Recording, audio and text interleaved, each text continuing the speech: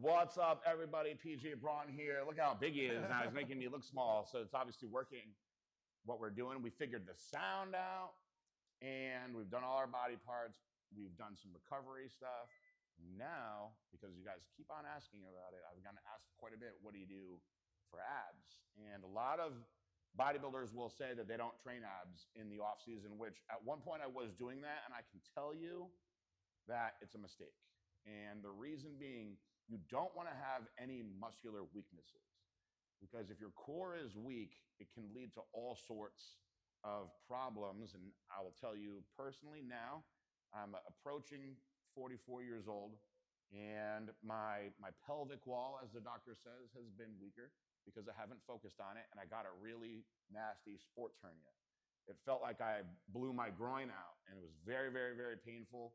And it sidelined me for a couple months. I still trained around it, but I don't want to deal with anything like that again. He said, you got to get back into training your core. So I've been pretty religious about it. The things I do now may be a little bit different than what I used to do. But when I was training, I had a very specific routine, and I did all the exercises I could figure out to figure out the ones that I liked the most. So what I'm going to show you guys with Chris is my 3 favorite exercises, and I did them in a giant set. So without further ado, now, the key to training your abs, your core the right way is you've got to involve, and it's the hardest thing to do, is focus on reverse curvature of your spine. So what does that mean?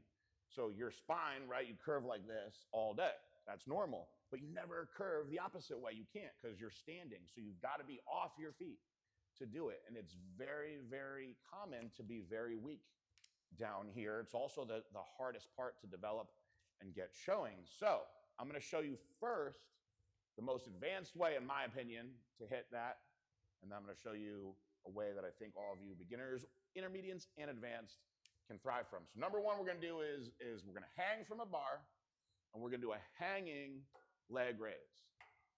So when you do this, first thing you do, I suggest using straps or reverse grip. Get yourself hanging, right, where you feel comfortable. Now, the easier way to do it, it's hard regardless, is with a soft bent knee, bring your knees up as far as you can, right? What you don't want to do is be flipping them around. You don't have to hold them up there. So he's got strong abs. That was good. He's got strong abs. So let's just do that continuously for a second so you can see what it looks like in a rhythm. He's doing it nice and slow. He's controlling on his abdomen. And when he's coming up, he's exhaling and blowing out, and he's breathing again. Now, if he wanted to make this harder, he could put his legs totally straight. And that's tough. You see, he's got to pull himself up a little bit with his arms to be able to get it to engage, but we're really, really hitting down here a lot. Now, take a break. Look, this is really hard to do.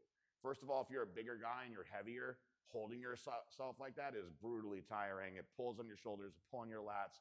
So I'm going to show you a beginner/intermediate way to do it that you can really concentrate on your abdomen with the right way. So come over here now. You don't even need those straps anymore.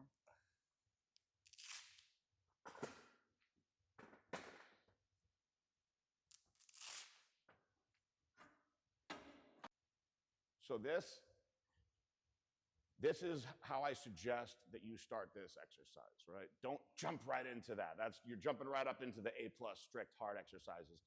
This is called a lying leg raise. So you're laying down. You don't got to worry about supporting yourself. Where you put your hands to hold on is really up to you. I've seen people hold on to the bar. You can hold on to the outside of the bench, whatever it is. But doing them flat like this is far less challenging, and you can concentrate on your breathing. So you're going to start out here with your legs straight right in front of you. And what you're doing is you're slowly lifting up. But here's the most important part, is you're actually lifting your pelvis straight up. And what you don't want to do is swing your legs like this. That's just using momentum and hips to go all over the place.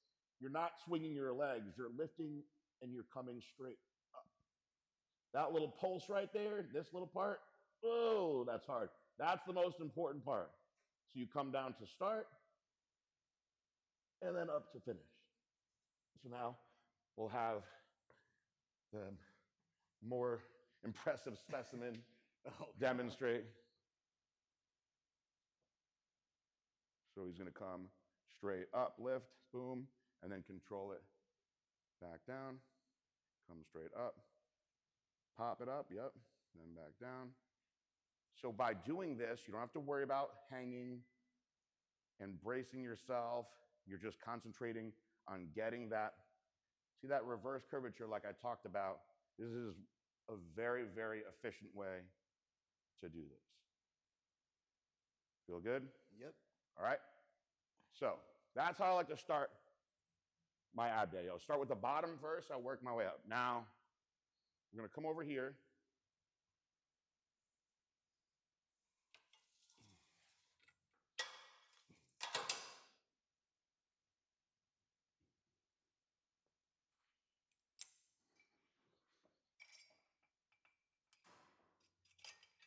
So we're going to do a kneeling rope crunch, and this one I know is common. I've seen plenty of people in bodybuilding videos do these.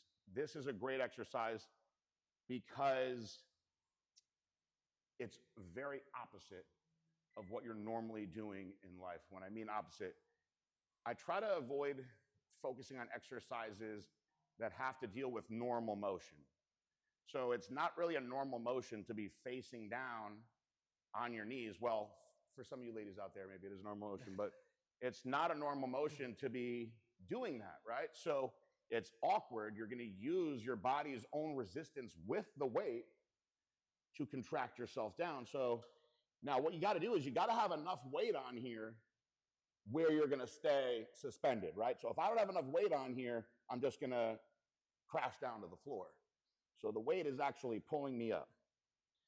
And what I'm doing is I'm starting here with my spine as elongated as possible. And I'm going to exhale my air and crunch my abs all the way down towards my knees. And then I'm going to let myself come all the way back up to that full stretch position. And what's cool about this is you can actually change the way that you're crunching and stimulate different parts of your stomach. So you can crunch from side to side and focus on each side of your body a little bit more. And you can also feel the obliques kicking in when you do that. So I'll have Chris do it.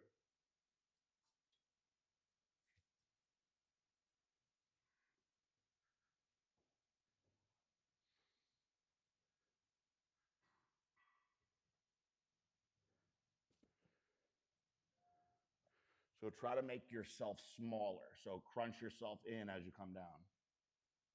There you go. And now when you come back up, open it up and let yourself open up like this. I actually got a lot of this from yoga, believe it or not, and I suck at yoga. But the positioning of your spine, crunch down like this again, this is what really opens up the abdominal wall and makes all these muscles have to stretch and contract together. By just coming straight down, you're not working your full core all the way. You can hold your elbows closer to your head if it feels more comfortable. Come all the way down. Good.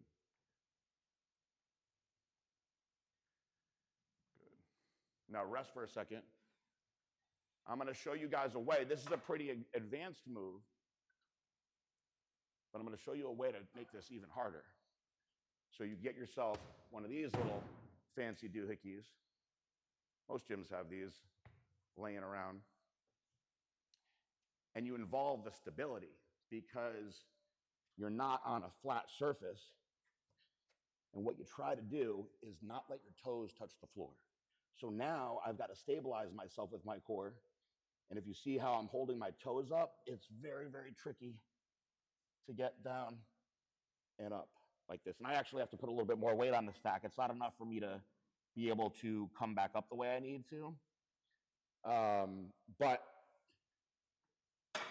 by balancing your knees on there and having that instability, your core has to contract and tighten to really work. So you're working the outside part of your stomach that you always see, right? You're working your abs, but there's all these little muscles inside here in this girdle area that you can't see that are involved in a strong core. And these stability exercises, these are really, really good for that. So we're getting the best of both worlds with the weighted hypertrophy exercise and the stability when we do that. So that is a way to take that up more advanced. Now, the third thing, And the beauty of all this is I'm going to show you how it looks all together in a nice giant set. The third thing is I'm going to take this ball from my trusty videographer here. And this is something that I adopted a little bit later on because it focuses on breathing techniques. And you see a lot of people talk about practicing stomach vacuums. I know some guys are really, really good at them. It's become a much more, I think, I don't want to say that it was rare before, but it kind of was rare to see somebody that could hit a vacuum. Now you see a lot of guys that can hit them, right? And that really comes on to breathing the right way through your stomach, right? So this is a technique that focuses on the breathing through the actual motion, right? So it's not about, when you get on this ball, it's not about just doing a crunch on it. You're going to sit down low enough to where you can stretch yourself out as much as possible. You really want to feel it stretch in here and open it all up. Now, what you do from this fully stretched position is you're going to exhale all the air hard out of your body. Just like if you were doing a stomach vacuum, you blow all the air out. So you blow all the air out, and what you do is you crunch as you're exhaling. So it looks like this. And you try to eliminate all the air from your body while making yourself shorter this way. So you're not coming up off the ball like you would if you were doing a regular crunch. It's all about the breathing and really shortening everything and pulling the air out so you're vacuuming your stomach in. Now, I don't have good stomach control. So for me, I'm going to embarrass myself right now. If I try to suck my stomach in and I got a hernia, that's about as much as I can. But there was a point where I was doing these religiously where I could pull this in really tight. I'm also fatter than I used to be. And when I was just walking around, my stomach would stay pulled in tight all the time because I trained myself to have control like that. As I've gotten older and I spent a lot of time like this, which a lot of us do, my posture's gotten bad and I've gotten lazy down here. And that weakness, I truly believe, is why I got that sports hernia. So now I'm trying to get it back. So get on here for a second so I can make sure you're doing them right first. So think to yourself, blowing your air out like when you're doing a vacuum, but crunching up as you do it. There you go. So you'll know because you'll feel it down here also, as well as up here. Mm-hmm. And honestly, if you do these hard, it's hard to do like 15 of them because you're blowing all your air out and you can't breathe.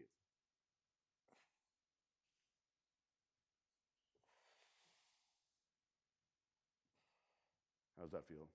It's hard. It's hard. Doing them with your hands behind your head, that's the hardest way to do it. So you can make it a little bit less challenging and put them right here. And if you really, really want to go beast mode, you could hold a weight. People will say, oh, you shouldn't train abs with weight, but your abs respond just like everything else. They do respond to hypertrophy training. So if you have really poor abs, and what I mean by that is your body fat is low, but you still don't really have much development and separation, then you're somebody that really is going to need to do this. I've seen guys get skinny, lose a lot of weight, and they're like, I don't have any abs. It's just because the muscle isn't developed enough. Now, the argument on the other side is if you train really hard, see, he's got good abs. If you train really hard with compound movements and you use the right form, then your core is getting stimulated a lot, and you don't need to train abs because you will overly develop them and get blocky, right? This is an individual specific thing. It really is. Because I know guys that do heavy compound exercises and they still train their abs and their abs look crazy. And then I know guys that don't train their abs at all and are blocky as hell. A lot of it just comes down to genetics, but you don't want to have those imbalances. So now that I've gone over this, right?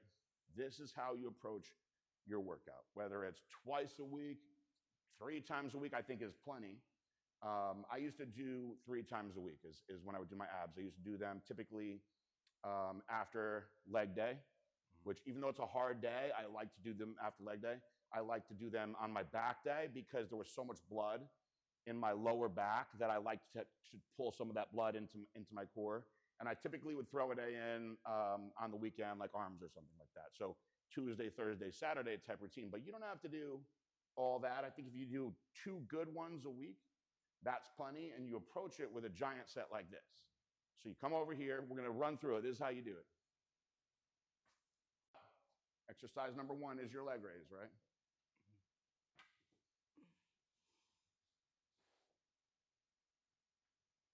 Go. Yep. Good. Good. Good. Good. Good. Good.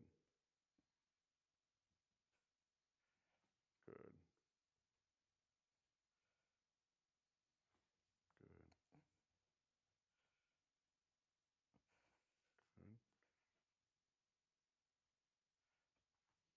Good. Keep it going. Give me 5 more like that. 4 more. 3 more. 2 more. 1 more. Now your only rest is walking over to this rope. Oh, thank God. Yeah. Is walking over to this rope. I was about to be like, Now you're going to do these kneeling crunches.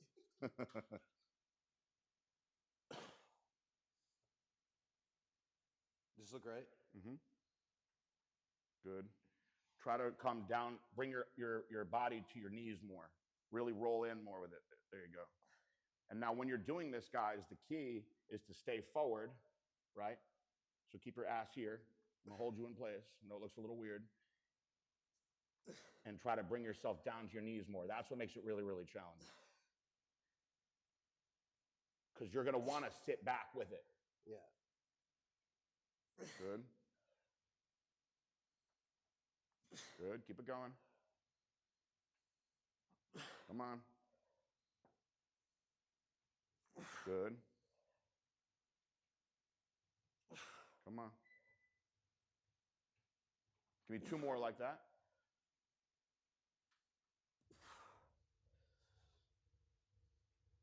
Good. Now you're going to come onto this ball. Give yourself a nice big stretch. Elongate yourself. You do these nice and slow. Now, you want to make it more challenging, put your feet closer together because you're going to have a hard time stabilizing yourself. Now, blow all your air out as you crunch back forward again. Good. Now roll all the way back. Blow out hard so you feel it all the way down here in the bottom. You're going to feel that it's that big stretch is everything. Now, if the feet close is making it too challenging for you to get the quality reps, open up your feet a little bit more. Stretch, feel this pull all the way through here. Blow your air out hard. See how hard it is, guys? It's a lot harder than it seems. But that stability work, that's really going to involve the obliques and everything and getting those muscles to control and tighten.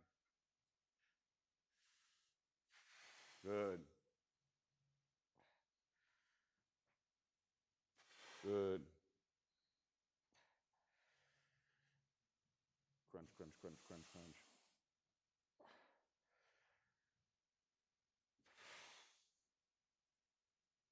Come on. So you notice that he doesn't have his hands behind his head anymore because it's hard as hell to do it like this. Give me 1 more good one. Good. Take a break.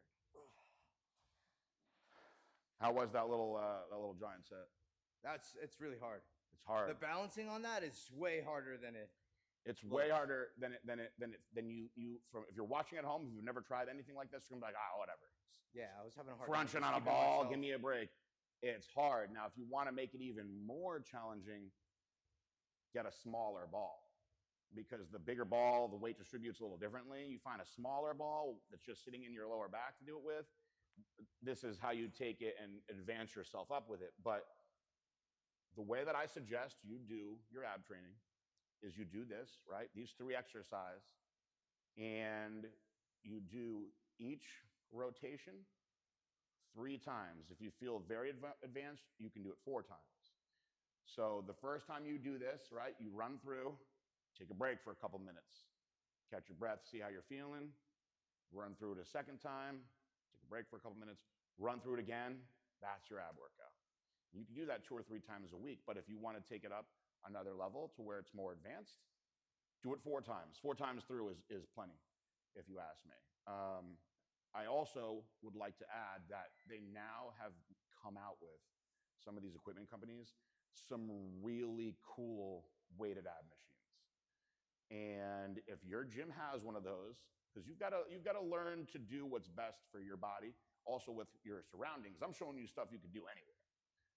But if your gym has one of those machines, I've sitting in some of them where you're crunching, your knees are coming up together, and you really, really feel it in your stomach. Use them. Use what you have in your arsenal of tricks in the gym. Use it. But if you don't, this is stuff you could do anywhere. For the most part, you can get one of these balls cheap online.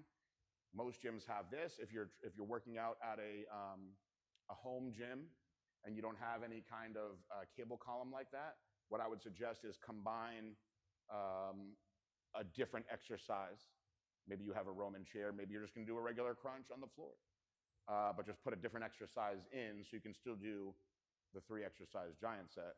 And that is how you train your abs the right way. How do you feel? That was hard. Just doing hard, right? just that little bit. Yeah, really it's a tricky one. I'm going to do this exact workout 3 times a week starting right now. Good. Yeah. I've been getting more. Now that I did this, I'm going to admit, I came in the gym, happy to be home, training really hard, having fun. And I was like, I don't train abs, and it was a big mistake because I truly believe that injury, which is still kind of lingers around, is because I let it get weak in here. And I see pictures of myself, and I know guys who are probably over 40, this is something that I have found in discussions is more common. You see pictures of yourself, and you're like, oh, why is my stomach slouching out like that? And you're making yourself look terrible. It's weakness. It's weakness in here. It's not necessarily just because you've got a belly now. It's just poor control, slouching, poor posture, and that leads to problems. You don't want to have those problems. Now I'm back in, I'm doing my abs consistently at least 3 times a week, pretty religiously now. So don't be like me and be lazy and get hurt. Be like Chris and get jacked and huge and swole and eat a lot of food. Yeah, all right. Peace out, bye.